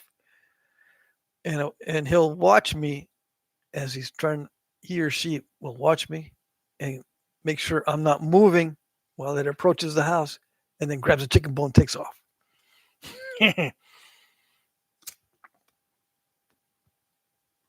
Fast. He's a sneaky one. And the skunks don't want anything to do with him. What they'll do is, they're funny, right? The gray fox comes around and the skunks will move off the property, but they'll go around the neighbor's house and they'll come back. And then if they see the fox, they'll, oops, let's go back around the other way and come around again. They have little pathways, and you can see the pathways in the grass. It's so funny because I guess they go by smell. And then even if the pathway is stupid and goes around, and where obviously it could be faster if they just take a shortcut, they won't take the shortcut. They'll just follow where they were stepping before. Does that answer the questions? I just enjoy watching the animals. Yeah. The Hoko knife is a small flake knife mounted to a small stick or antler with some kind of glue in the northwest. Pitch, hide, or fish glue was used, says Jim Cooper. Okay, Hoko knife. I see. But this one is just, they lash them on. On a handle like this, the blade is lashed on with some kind of cordage and no glue, as far as I know. All these they found are made so that you can lash something to it. Yeah. And the way I've got this designed, that I grip over the lashing and part of the point as well, if it's in there. Okay. As small as possible, so it doesn't take up much room in the kit. Let's see. Jim Cooper says pitch glue was most common because it was easy to warm it up and exchange flakes like a Stone Age disposable razor. Yeah. But Jim, if you've ever used pitch glue in something like this, and you're using a lot of force, it'll go. You go, oh no, I broke the stone. What happened? And you'll look, and stone's not broken. What was that? It's not flaked. It's not damaged. What was that crack? The crack is it separates from the glue. The stone will separate from the glue in the glue joint. So even if you glue it, you still have to wrap it if you're going to put a lot of force on it. Now, those Hoko knives might have been used for something that doesn't require a lot of force, unless they got a big blob. Sometimes you'll see a big blob of glue on a knife. Then yeah, that was all they used, was just the glue. But if it's glued between the wood and the stone, you'll hear a pop where it'll actually break the glue joint, because pitch does not hold. It's not supposed to hold. Back in the day, arrowheads that are fastened with pitch are designed to break free. The pitch will hold for the penetration, but it'll snap. And that's part of why it remains in the wound. Okay? I hate it when it does that because I worry about the tips breaking off. Anyway, a lot of times, especially in warfare, you want the arrowhead to remain in the wound, so they got to take the guy out of action, and then eventually he'll die if they can't get the arrowhead out. So pitch isn't a permanent solution for arrowheads or knives. It's usually there to fill the gap, so when you wrap, it's nice and firm. But you have to have a wrap unless you got a big blob of glue. And in that case, if there's a big blob of glue, they have to overcompensate because the glue joint will fail. Yeah. But you'll know this if you actually have made knives. If you haven't made knives, you won't know. And I'll say, how do I know this? And I'll go, I don't know. I must have made knives. and use them. Ralph says, joke, you can jump out of a plane without a parachute, but you only get one chance. Yeah. Yeah, that applies in flint napping too. Yeah. You can nap by using your teeth to make an arrowhead, but you're only going to do it one time. Jim Cooper says there was an author named Terry Pratchett who is quoted as saying all mushrooms are edible, some only once. Hmm. There you go. We're getting into some philosophy now. Ralph says gray fox has the ability to climb trees. Yeah, that too. Yeah. Although I have not seen the gray fox up on a tree. The trees around here, everyone's trimmed the lower limbs, uh, and they're not tilted. I've seen great pictures of gray foxes in trees with when they're tilted slightly. They can run up a tree that's slightly tilted. I don't know about completely vertical though. Noah says groundhogs can climb trees pretty well too. Hmm. I didn't know that. The groundhogs that I've seen around here are just munching on plants, roots and stuff. I've never seen a groundhog in a tree around here or ever. Hmm. Interesting. Ralph says time for some favorite beverages. Yes, yes. Jim Cooper says they were for small slicing tasks like hide or butchering. Some were burinated for small tasks like grooving and carving super soft woods like cedar. Oh, I see. Yeah, these are the Hoko knives that we're talking about here. Mr. Crazy, have you done any blade core work? No, I haven't done any blade core. If I get blades, they're incidental from doing bifaces on regular nodules and not blade cores. But no, the answer to your question is no, I haven't. No. Arthur is here. Arthur Erickson. Erickson? So I watched you sometimes and have for a few years. Do you always do flakes or have you used slab flaking as well? I have learned some good stuff from you. Yeah, just do Jack Crafty slab. Do a search for Jack Crafty slab. And let me just do that search to see if anything comes up because I have napped slabs on video on this channel. This Jack Crafty channel. Let me see if it comes up so I'm not telling you a bunch of BS. So yeah, if you think I might have covered something, just type in Jack Crafty and whatever it is you think I might have covered. In this case, slabs or slab, and hit the little button. And this is an Armenian. Still too bright. I've done an Armenian obsidian slab. That's that one that I'm showing you right now. Okay, so the first thing that pops up is the Armenian slab. Come on. Where am I? It's a triangular slab. Am I gonna show it? Are you gonna show it? You're gonna keep blabbing. Okay, there it is. See that? And not only is it a slab, it's Armenian obsidian. People will die for that stuff.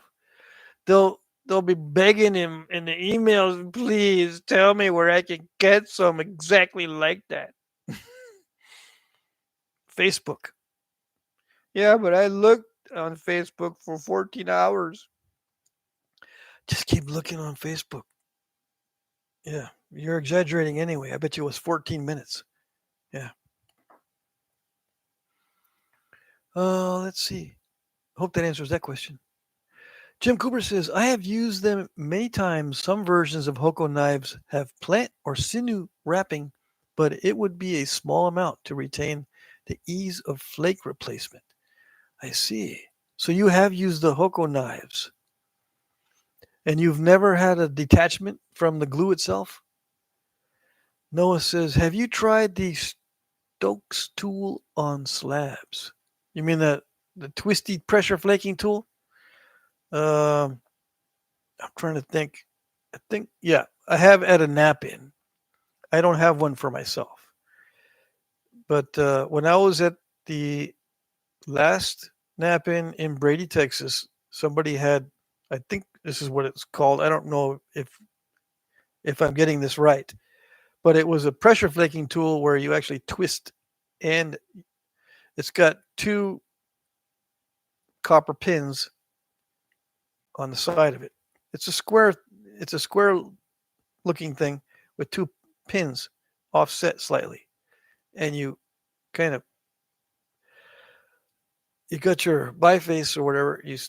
One pin goes behind, one pin goes in front, and you turn it, and it pops a flake off on a slab. But you have to push inward and then twist. It pops a flake off. Yeah, I have tried it, but I don't like it. I don't like it. In that troll voice that I usually use, because whenever someone tells me they don't like something, I hear that little voice. Hey, I don't like it when you do that. Why do you have to wait to nap in the first part of the video? I can't stand waiting more than 5 seconds for you to start napping. Mm-hmm. Let's see. Uh, let's see. Arthur says, "What do you think about fog snapping? Fog snapping or fog napping? I think it's fine. Yeah, flake over grind or fog napping is perfectly fine. It's awesome. Was it done in the past before modern times? Yes, the Egyptians used it. Egyptians napped flint? Yeah, and they used copper too. Oh, yes. Yeah, during the Neolithic or before. Let's see. Ralph says Armenian obsidian slabs, beautiful stone. I remember that video. Yeah, the Armenian obsidian is some nice stuff. Too bad that we can't get a whole bunch of it, and it's kind of hit or miss. Sometimes you can get the really nice stuff, and sometimes you look at it and you go, this really doesn't look like the dragon skin that I'm used to seeing. Jim Cooper says, in spring and summer, a quicker version could be made by debarking and partially splitting a small green stick and placing a flake in there and then wrap tight using the stripped bark. I see. We're talking about the Hoko knives. I hope I'm still pronouncing that right. Noah says, I prefer to not to use slabs. Yeah, that's a good preference. Hey, Aaron is here. He's in the house. Howdy, howdy, folks. You got like, what is it? 20 minutes to ask your questions or post your comments or complaints. Yeah. We're going to go until 10 p.m. Eastern. Friday nights is 8 p.m. to 10 p.m. Eastern, which is 7 to 9 p.m. Central. Most people are on Central, I figured out, that watch my channel. Yeah. It's pronounced Aaron. Oh, okay. Sorry about Aaron. Sorry about that. I see. So, what does the AA stand for? Because I'm one of those people that you give me an abbreviation and I'll think of all kinds of stupid stuff. Yeah. It might be what I'm thinking but I want you to tell me what the AA is for. Yeah. I know it's not doesn't stand for astronomical anatomy. Yeah. But you never know. Jim Cooper says, I've had plenty of pitch glue failures, usually when I would get impatient and uh, push the tool and materials beyond their limitations. Yeah, I always push the tool beyond its limitations, even when I'm not trying. Yeah. I do that with my flint napping tools as well. I don't even try, and they get all messed up. Aaron Wilson, another. Well, no, yeah, it's A. Ron. I thought it was A. Aaron, and then Aaron Wilson is a different person, but they don't both have the same name. Aaron, I don't think.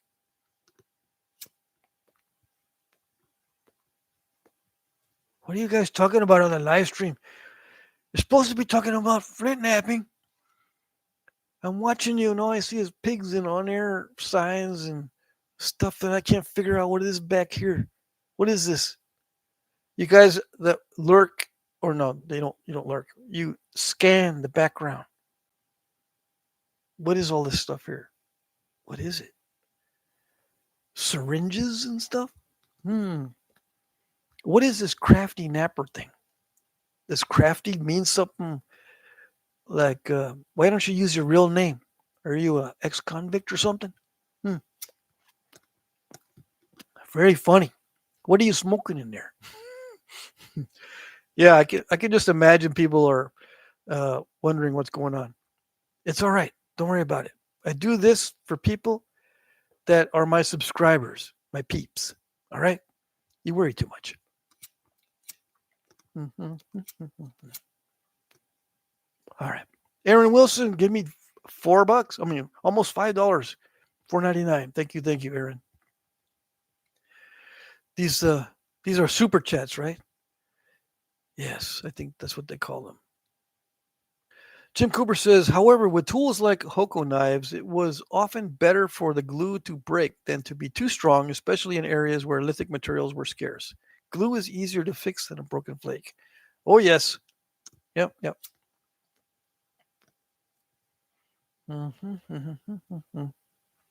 Yes. So, Jordan Kirkpatrick says, yo, hey everyone, I was napping. Wife shook me awake and said, you're missing Jet Crafty Live. You have such an awesome partner there. I'm jealous. It says slabs are strictly for conserving material and nothing more. Yeah, you can look at it that way. It is probably correct, yes.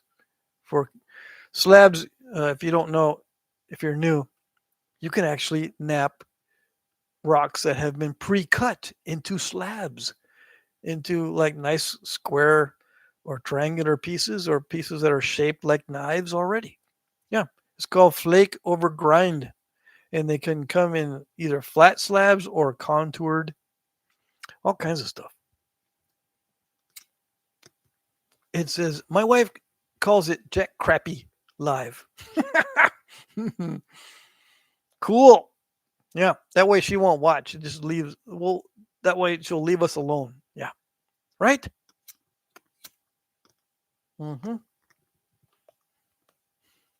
Yeah, Jack Crappy Live. I should do that. A T-shirt that says that. Yeah. When I'm on the live stream, I ordered a bunch of samples and they still haven't arrived yet. What is it with you, Teespring? Where are my samples? AA Ron says from a Key and Appeal skit, you'll have to check it out. It's hilarious. Everyone calls me AA Ron now, but my name is Aaron. Oh, so your name is Aaron. Okay. So appeal and Key and Peel skit. What is that? Key and Peel. Hold on. I can't not look that up. I think someone said something about that before and I didn't look it up. So now I got to look it up. What is Key and Peel? I probably knew at one point and then I forget. Key and Peel skit. Key and I need to shoot spell check one of these days. Unless it's not spelled right.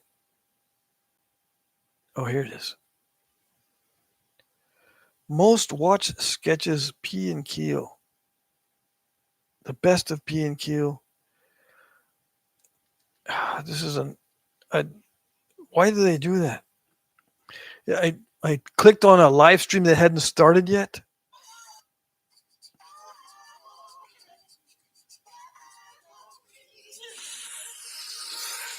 Hi, everybody. I'm Dave Stats, alongside Jeff Worthing, and welcome to the annual East-West Bowl, as we get ready to watch some of the best college players in the nation showcase their skills. Okay, I don't get it.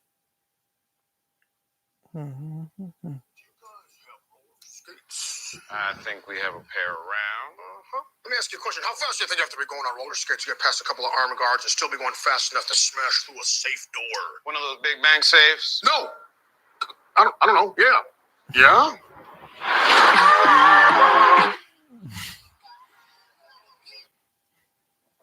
I like that kind of comedy. All right, where am I? Yeah, we need a Snap and Half-ish t-shirt, says Jordan. Okay, Arthur says, agreed. Slabs are for conserving material, but I'm limited to availability, and I do my own slabbing. Awesome. Yeah, I'm jealous of people who have the slabbing machines because sometimes I want to do some slabs seriously because of the just unpredictability of some materials. Aaron Wilson said it's a hilarious skit. A. Ron says, look up substitute teacher. Okay. The only slabs I've napped are Brazilian agate, says Ralph, and I liked it. Okay, let's see. Substitute teacher. Let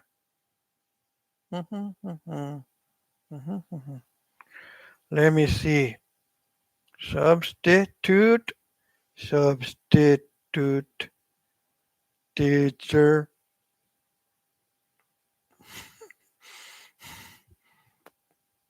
Okay. All right, listen up, y'all. I'm y'all substitute teacher, Mr. Garvey. I taught school for 20 years in the inner city, so don't even think about messing with me. Y'all feel me? Okay, let's take a roll here. Jay Quellen. Where's Jay Quellen at? No Jay Quellen here? Yeah. Do you mean Jacqueline? Okay, so that's how it's gonna be. Jake, okay, that's pretty cool. I will watch that video later.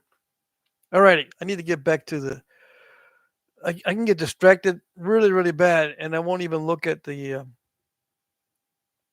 chat. All right. I guess everyone was listening to the skit because no one's chatting. Jim Cooper says, so I was looking at YouTube and I found there are several audiobooks by a humor author I know you will love called Patrick F. McManus. His books are compilations of short stories about his life. Okay. That's an easy name to remember. I will look that up too. Jim Cooper says, growing up in the mountains of Idaho in the 40s, hunting and fishing and philosophizing. Damn. That's a long time ago. Mr. Crazy, I have a spiderweb obsidian slab I got from Danny that I haven't napped yet. Yeah, I've got lots of slabs I haven't napped yet. Especially, I've got like a whole basket full of slabs I got from my friend Arturo. No, not Arturo. I hate it when I go blank when I'm trying to remember someone's name.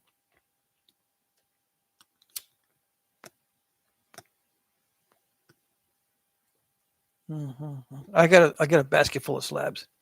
Yeah.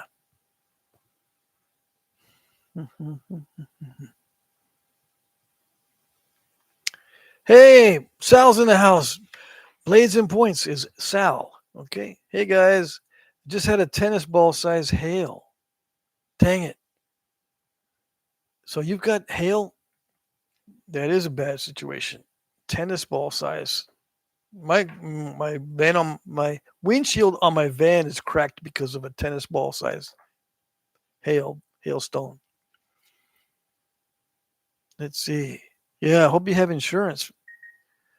Let's see. Ralph says, I was terrible to substitute teachers, a real prankster. So now we know. So yeah, Sal is in the house. And Jim Cooper just sent me an email. right? Or no? Or no, he sent me a textogram. A textogram on Instagram. Oh yeah, he's doing the Never Sniff a Gift Fish by Patrick McManus. All right, thanks for the links there on Instatext. I don't care what they call it. There's too many ways for people to send me messages, and you know what? I get messaged in every way possible. Yeah, just my luck.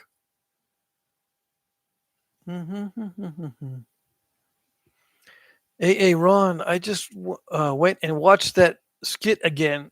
Still so funny. Hail, yes, it sucked.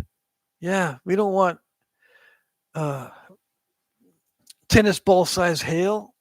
Dang. I heard there was some bad weather, but I didn't realize it was that bad. Yep. So everyone say hi to Sal. He made it. Yeah. Does Sal, do you have chickens, Sal? 'Cause Ed says, I hope you had your chickens in. Gary says, Sal, you just missed the door prize. Jim Cooper says, let me know what you think. There were times I couldn't breathe. I was laughing so hard. He is so dry, but so hilarious. Yeah, I'll let you know, but I'll wait until after the live stream. Ralph says, Sal, hope things are well. Sounds like wicked weather. Yeah. Yeah, dude. Dude, that's it, dude. Yeah, I've seen the worst hail I've seen is it was almost tennis ball size, and it did put a crack in my windshield. Almost tennis ball size, probably a little bit smaller in Texas where I lived. Only once, which is good, but usually they're like little, you know, this they're little like grape size hail. It's still really loud and scary with that size, but dang. Jordan says 70 miles an hour wind gusts today in South Dakota. Oh, that's not good. Andrew Muntz is here. Says time for pizza. Where you been, Andrew? Or you been lurking? Jordan says semis tipped over on Highway 79. Yeah, I think I saw a news flash on that one. Jim Cooper says we had hail that size once a week after Dad bought a brand new white pickup truck. Oh, dang. Yeah, of course. Yeah. Sal says, yes, at my work, I have to carry $500,000 insurance. Dang. That's a lot.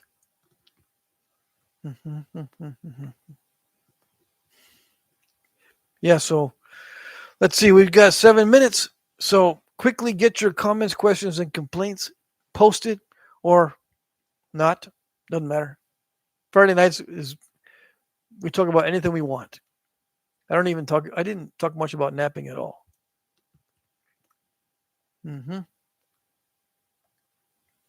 So we ended up talking about hailstorms. I talked about the skunks that live around here. What else did we talk about?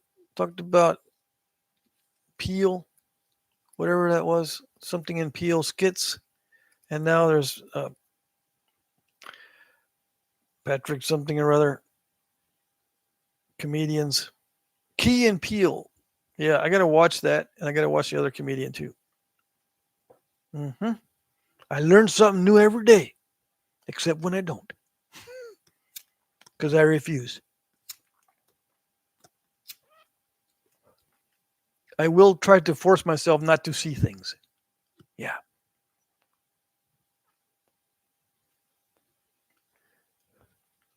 Sal says, maybe someone asked you already, but how did you end up in Texas? School? Well, let's see. I grew up in New Hampshire, and I ended up in Texas because my mom, she's from Matamoros, Mexico, we had to move to Texas. Eventually. My mom and dad got divorced when I was 5 years old, and she was in New Hampshire for decades. Almost. Anyway, she wanted to move closer to her relatives in Mexico. All her relatives are in Monterrey, Mexico. But anyway, we moved to Texas at that time, and I was about 21 years old. So my mom brought me and my sister to Texas, and one of my sisters stayed in New Hampshire. Anyway, I ended up finally buying a house in Midland, Texas, because one of my daughters was in competitive cheerleading, and she got a free ride to do competitive cheerleading in that little town in Texas. And so we moved there, and I bought a house because of my daughter. Yeah. Funny how that works.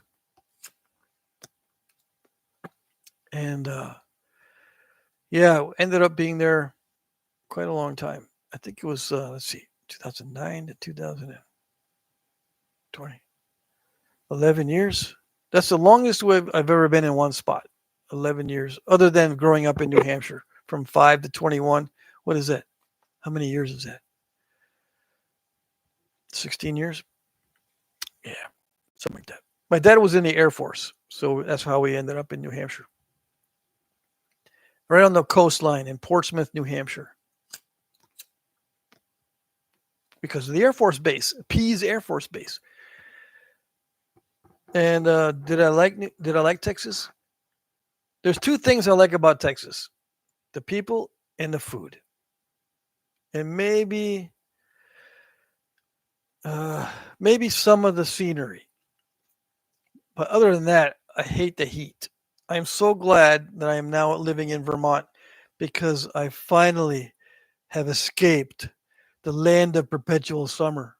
Yeah, man, I don't miss that at all. I don't miss the heat. I don't miss the summertime. I don't miss the desert.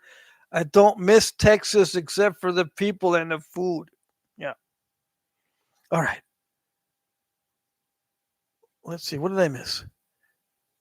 Jordan says, snap in half his shirt. Yes, I think I'll do it. I think I will do it.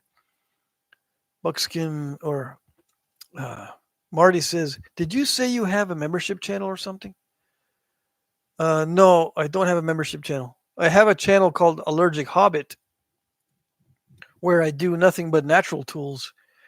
But a specific membership channel or specific membership videos, no. I was going to do some specific or some special membership videos, but I put that on hold because it's taken me too long to develop special videos for my members. Yeah. I do want to do special videos for members or something for my members. I got to figure out something that doesn't take all day because I just don't have time. Let's see. Andrew Munn says Jana Levin is awesome. I got to look that up. Ralph says, Sal, I hope your blackbirds are okay too. I love hearing them sing in your videos. Yeah. Ed Gould says, we have some in South Dakota, big as grapefruit, like a bunch of balls glued together. Youch. Talking about hailstones. Sal says, wow, I've been to both those places, Matamoros and Monterrey. Crazy. Yeah. Yep. My mom spent most of her childhood in Matamoros, Mexico. And she met my dad in Harlingen because my mom went over the border to attend a dance in Harlingen. And there was a big, well, not a big, but there was an Air Force base that had a lot of activity in Harlingen back then, mainly with the Cuban Missile Crisis type stuff, right? Or they were flying missions in the Gulf of Mexico and that sort of thing.